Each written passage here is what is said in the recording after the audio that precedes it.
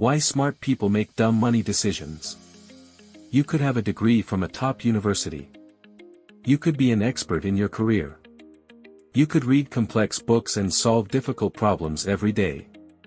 And yet you still find yourself making financial choices that make no sense. You buy things you cannot afford to impress people you do not even like. You hold on to losing investments because you hate the feeling of being wrong. Or you refuse to start investing because the future feels too abstract. This is the great paradox of finance. Intelligence does not protect you from bad money decisions. In fact, sometimes it makes them worse. Because smart people are often the best at rationalizing their mistakes. When you make a poor financial choice, your brain immediately goes to work to protect your ego. It creates a brilliant logical story to explain why that choice was actually correct. This is not a lack of intelligence. It is the power of cognitive bias. One of the most dangerous traps is called the sunk cost fallacy.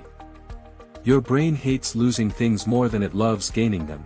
If you spend money on a car that constantly breaks down or an expensive subscription you barely use, your logic tells you to stop.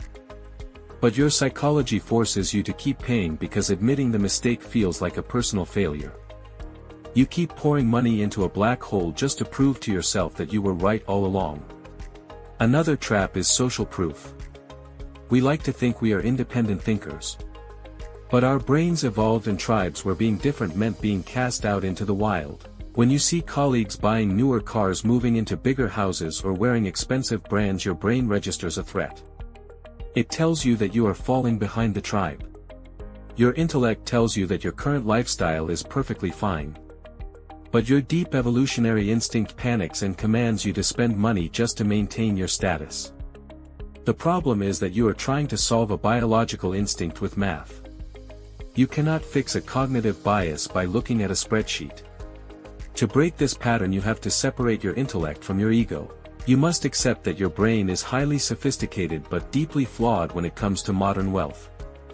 The next time you are about to make a large financial decision, pause and ask yourself a brutal question. Am I doing this because it is mathematically sound, or am I doing this to protect my ego and my status?